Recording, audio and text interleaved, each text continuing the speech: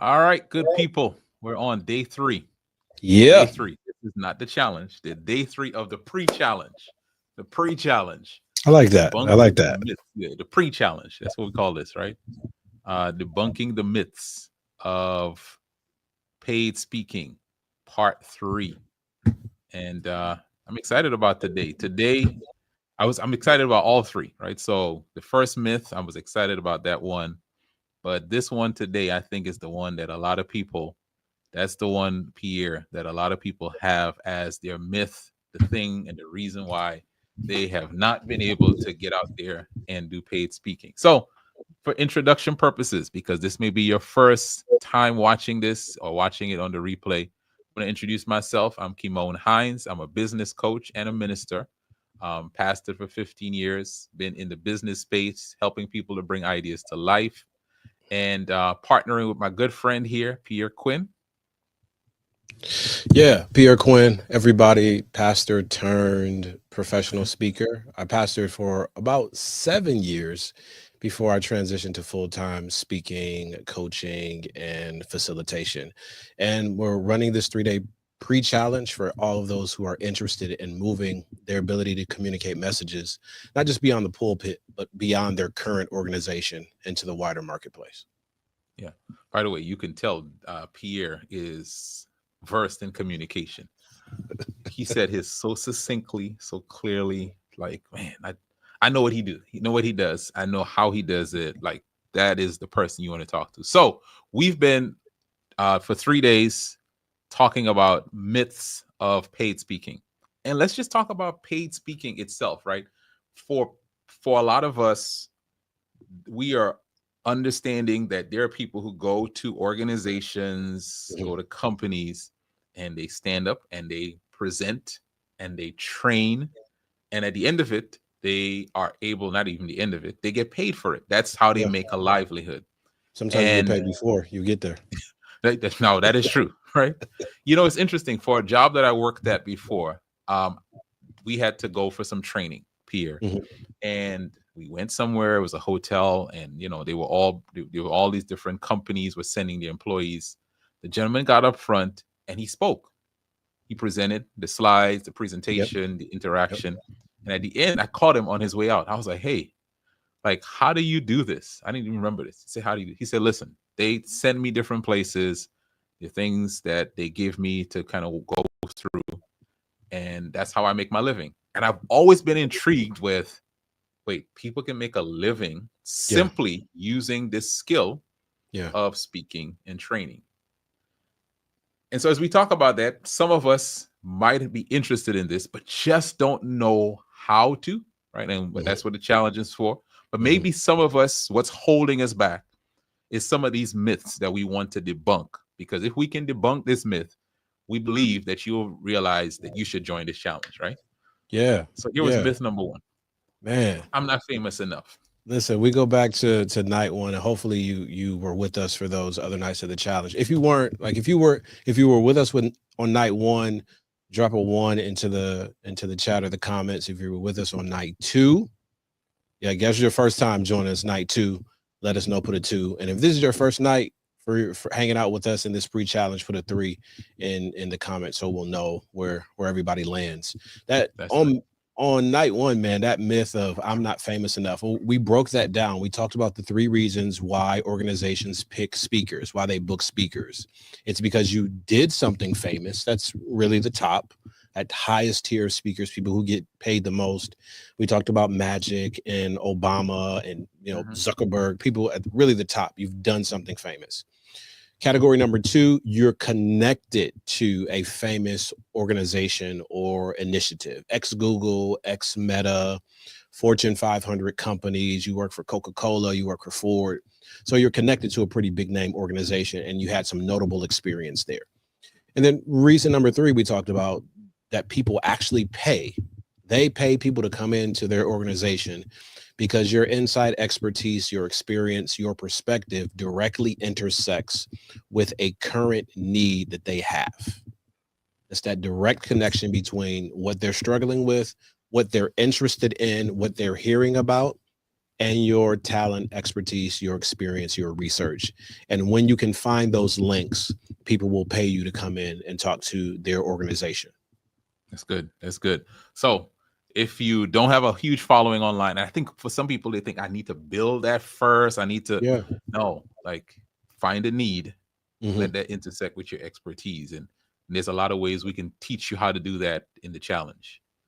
But then There myth are number people, Mhm. I was going to say, man, connected to that, there are people out here who are making a significant living, a great life, easily six figures as a speaker, as a trainer, as an organizational coach, and you've never heard of them. You've never seen any of their ads. You haven't been on their website, and that's okay. That doesn't matter. Being noteworthy or notable or well recognized really in many cases doesn't have anything to do with whether or not you can craft a career or even side hustle or additional stream of income as a speaker. By the way, I would rather be paid and anonymous than Oh, well known and not paid. absolutely. Right?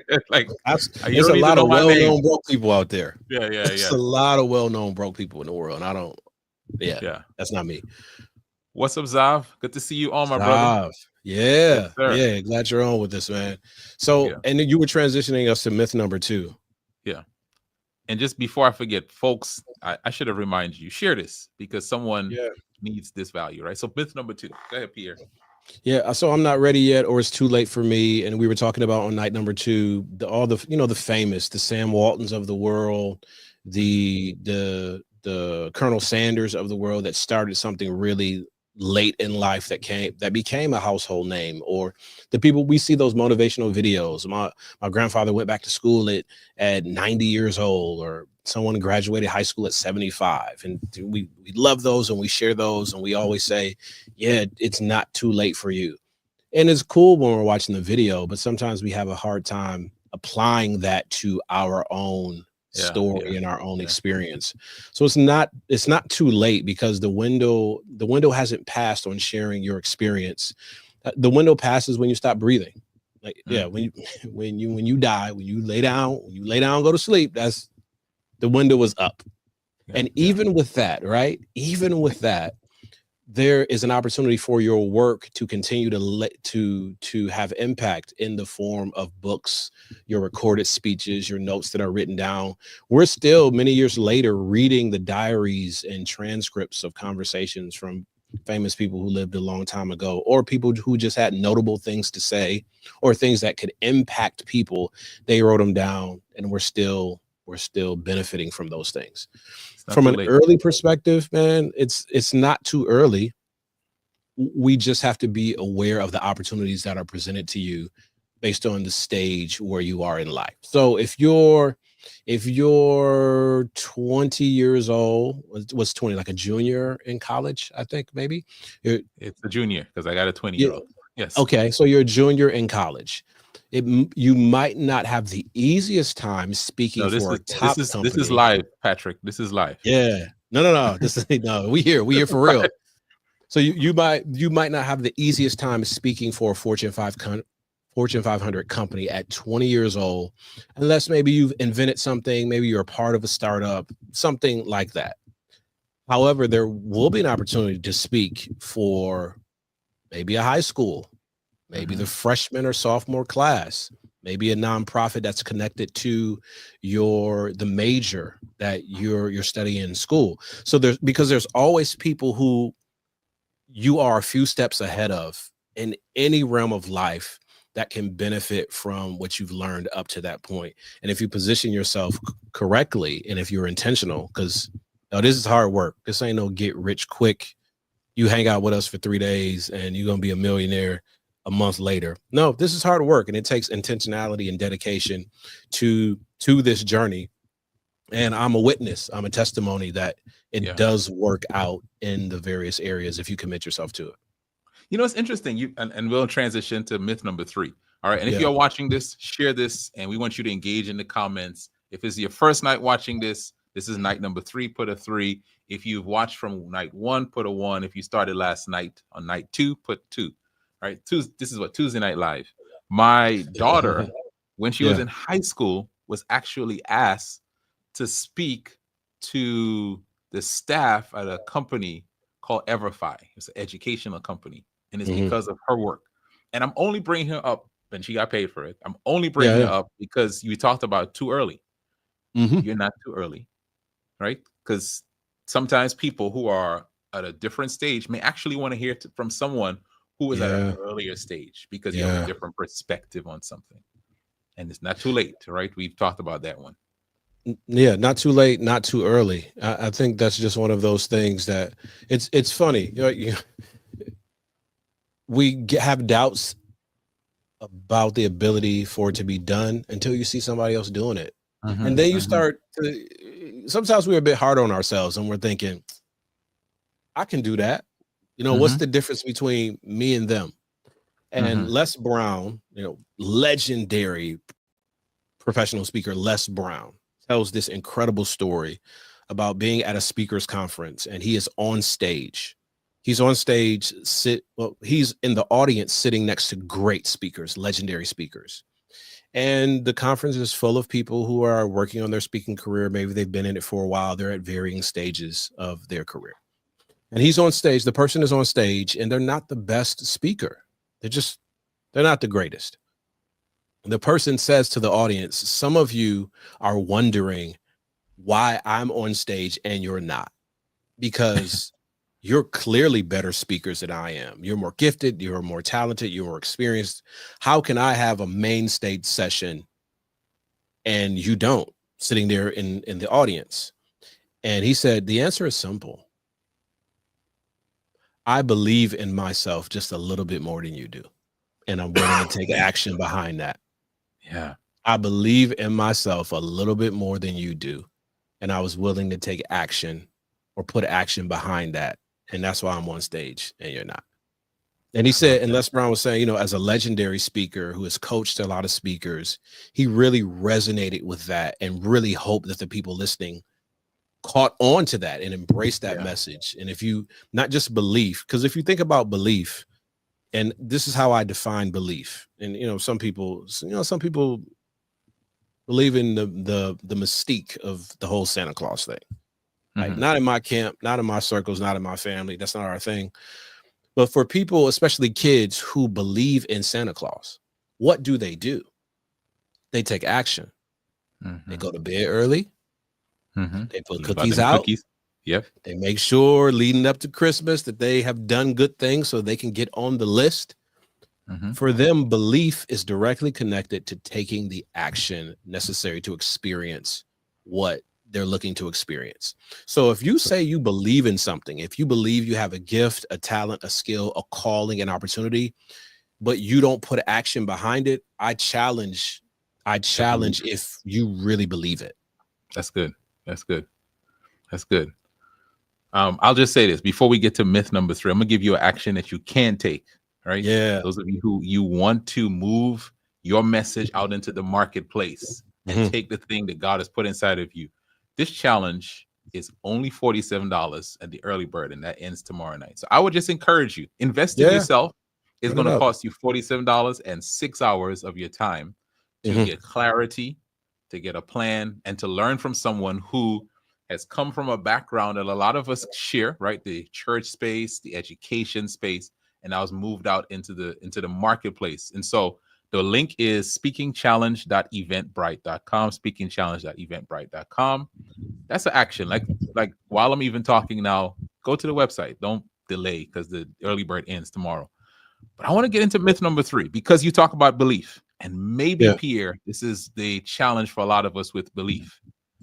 The challenge is no one will pay me for, here's the word, my expertise. Okay, Yeah. I'm watching Pierre, and you had a communications background. So Yep. yeah, I Yep. understand, right? Yep. I'm looking at, trying to think, right? Because everyone we think they're different from me. Oh, that's different from me. Mhm. But my expertise, and we had this conversation Mhm. earlier today.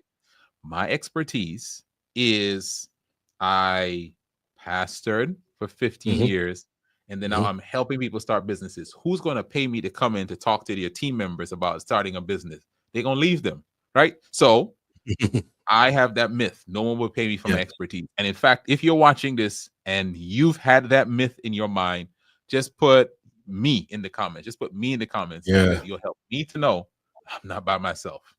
Talk to us, Pierre. There's a couple things surrounding this myth that we have to debunk. And one of them is this idea of being an impactful speaker, of being a successful speaker, of being a consistently paid speaker means I always have to be on big stages. Like that's, and I think maybe it comes from those of us who come from a ministry space or have been pastors or ministry leaders or worked in different spaces. We equate being successful with large stages. Let me tell you, some of my some of my best paid engagements have been in the smallest rooms. And some of my least paid engagements have been in big rooms. Hundreds of people. So there's no direct correlation between the size of the room and your ability to be well paid consistently and have impact. So you need to decouple. If I'm going to be a professional speaker, if I'm going to be a notable speaker, if I want to connect with organizations, it's always got to be on stage at their biggest conference doing the thing in front of thousands of people. And I think if that's the mindset in which we approach it, then our view, honestly, there aren't a lot of those spots. Headline keynotes at the top level, there aren't a lot of those spots.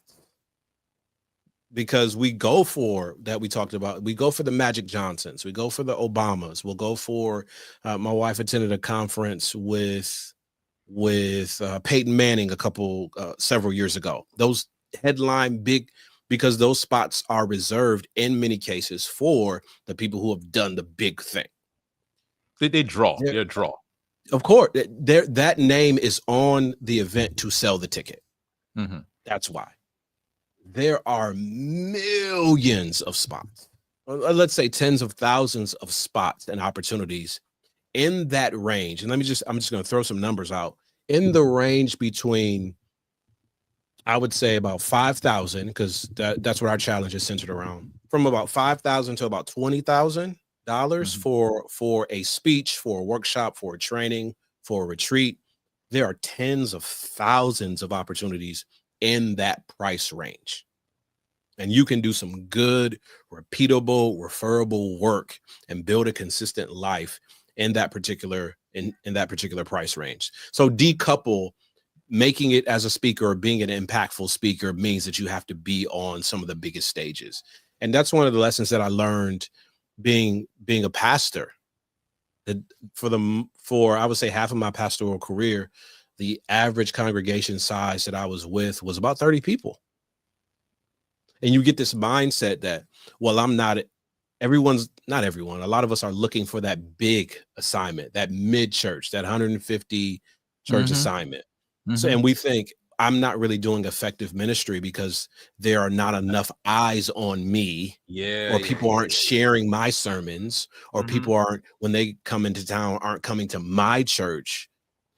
And I can't wait till I get to the bigger church or bigger assignment that'll solidify that I'm actually doing real ministry. We take that idea into the speaking space as well. If I really want to make it, I need to headline. I need to be at a Fortune 500. I need to be in some of the top companies in the world. There are millions of companies out there who will never make a Fortune 500 list, who don't have tens of thousands or thousands of employees, and they are looking for a connection to the messages that you share. All right. Yeah. So here's the other part of that really quickly. We have not done, I'm gonna get a little churchy. We have not done a proper exegesis of our experience.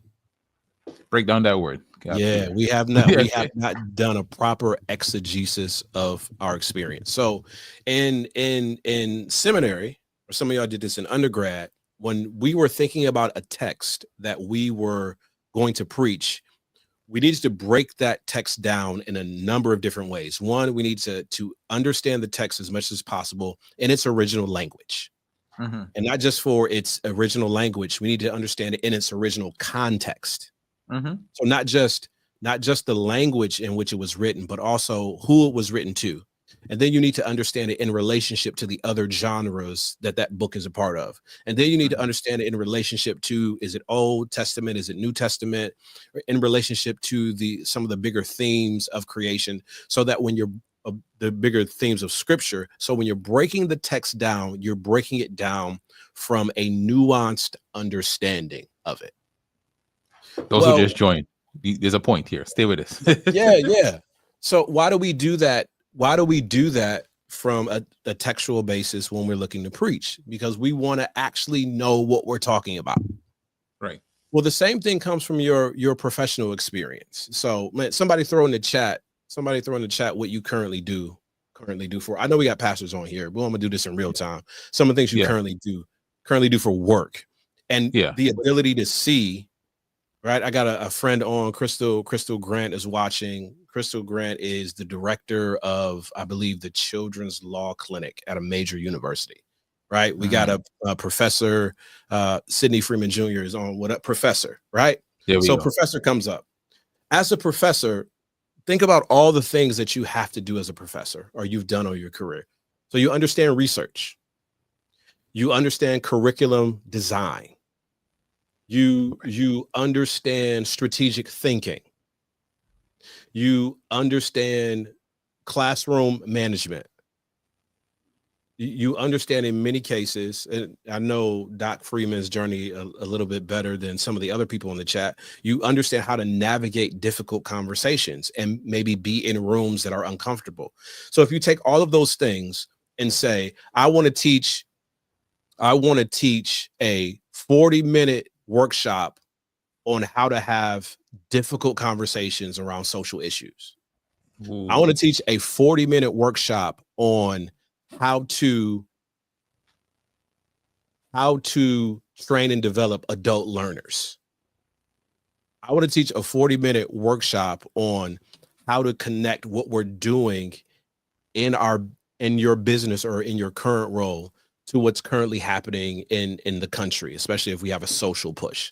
So if you look at it from a more generic perspective, you're able to make those links and think through, okay, who might be interested in that conversation. So pastor, recording artist, you have tons of things about following dreams, following inspiration. You got tons of stuff in there about resilience. You got tons of things in there about pivoting in your career, about mastering technology, about taking care of your voice, like the actual instrument of your voice. True. Who would be interested in that conversation? Starting a project with friends and getting, how do you navigate relationships amid wild success? I mean, you were on a nationally televised show. So all of these things, if you look back and look at it from a 35,000 foot view, what's the general idea? What's the general understanding? What's the general principle? And then ask the question, who will benefit from these general principles, or who would be interested in this? How do I know this works? My first speaking engagement was at the University of Louisville for the African American Male Initiative and TRIO students. So I was working with Black students who were in a leadership development program, also with Black students who were on probation, but also Black students who were first-time college students and they're on grants, and all of that experience together. How did I get that? How did I get that gig?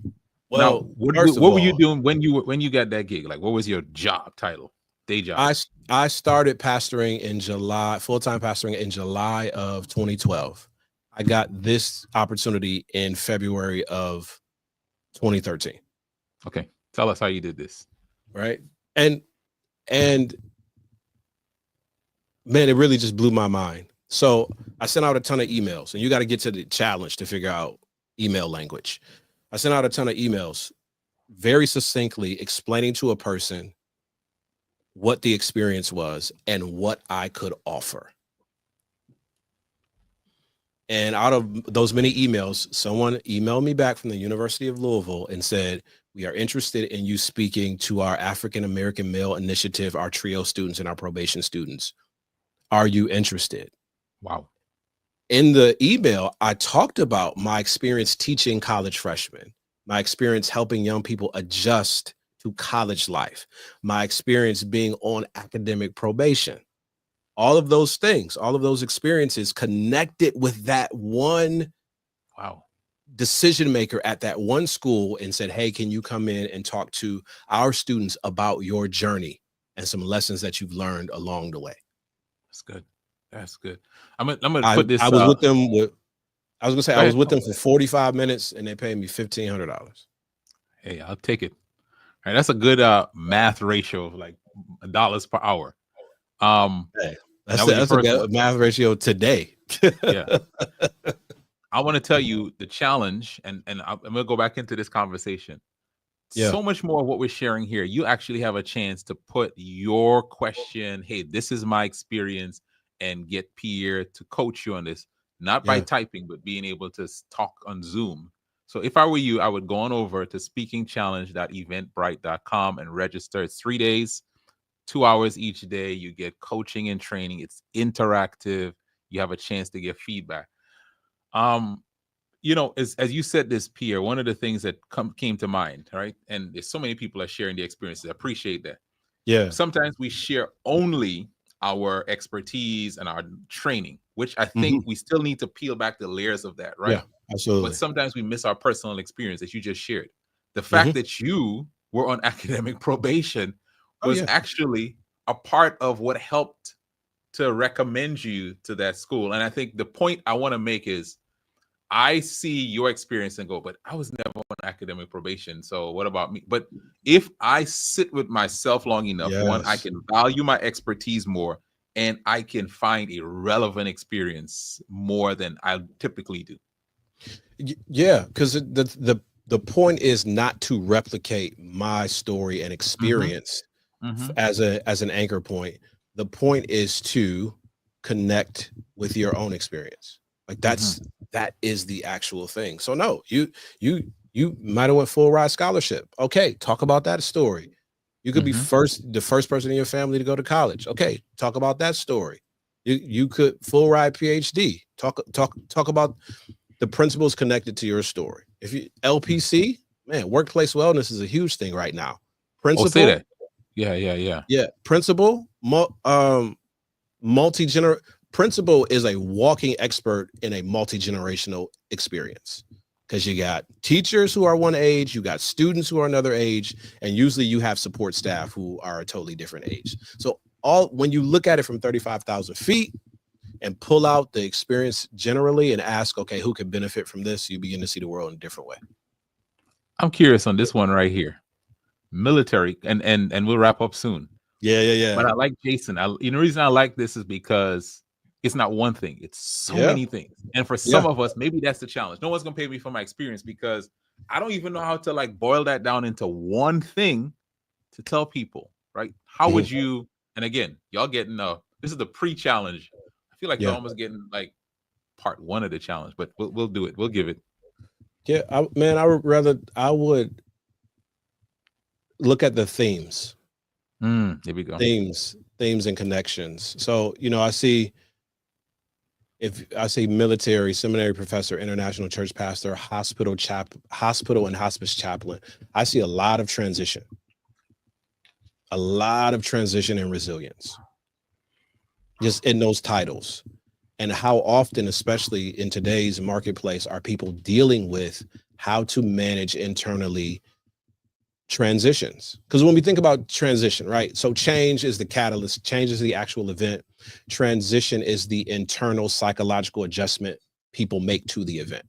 So you, as military, as seminary professor, as pastor, as chaplain, you have been up front, up close and personal to people who are making the internal psychological adjustments to major events.